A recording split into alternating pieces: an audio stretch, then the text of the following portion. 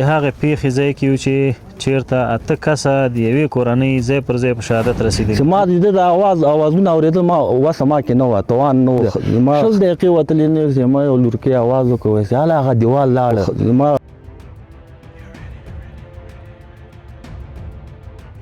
د هغه پیښې ځای کې و چې چیرته اته کسه د یوې کورنۍ ځای پر ځای په شهادت رسېدلي. نو راغلي یو چې دغه کورنۍ سره که د دوی څوک ژوندي پاتې وي نو مرسته به ورسره کوو او که خدای مه کړه ټول ختم وي نو بیا به دعا ورته کوو. دې کورنۍ ته نږدې ګاونډی چې راسره ولاړ دی دونه به یې واورو چې دا پیښه څه رقم رامنځته شوه نو جزیات به له تاسو سره شریک کړو. تاسو دا پیښه راته ووایئ چې دوی څوک وو، آیا دلته کوټه وه، کور و او که دوی خیمه کې اوسېدل، څه رقم دا پیښه رامنځته شوه؟ بسم الله الرحمن الرحیم. دغه سړی چې و د تخار ولایت و، یو 15 ورځې کېږي دغلته راغلی او دغه کور د ما ده.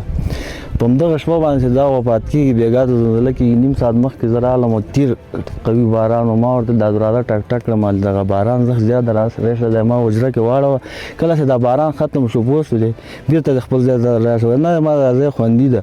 100 دقیقې وتلې نه چې ما یو لورکۍ اواز وکړ چې هله هغه دیوال لاړه. چې راغلو اوازونه موږ ته راتلل. ما چې ډېر ژړی د ده دا بېوسي مې ژړی، د ده دا غریبي ما ژړی چې ما د ده دا اوازونه اورېدل ما وسه ما کې نه وه توان نه و. ما ښځه په دې ځای کې نښتې وه، لور مې وه، زامن مې وه، خو بیا موږ اوازونه ډېر وکړه. دا کلیوال د خیر اوسي ټول راغله 200-300 نفره ځوانان سپین ږیري راغله. بیا دا پوستې ته هم خبر ورکړ، امبولانسونه راوړل، 8 نفره شهیدان، یو 2 کلن ماشوم پاتې ده او هغه زخمی ده. هغه سیات تپل کې ده او دغه 8 نفره لکه کوم ځای ته انتقال کړي دي. دا له ایران نه راغلي دغه ځای ته 15 ورځې کېږي خو ایران نه 2 میاشتې کېږي. ده به څه تصور کوو؟ ده به ویلې چې دلته به زه څو کوټې جوړوم، کور ته به څه رقم رنګ ورکوم او په چت باندې به څه اچوم، کوټه کې به څه هواروم او څنګه به په خوشحالۍ باندې راځم. ممکن ده په زړه کې به دا و چې کله مې کور جوړ شو تکمیل شو زه به د قرآن عظیم الشان ختم پکې نیسم.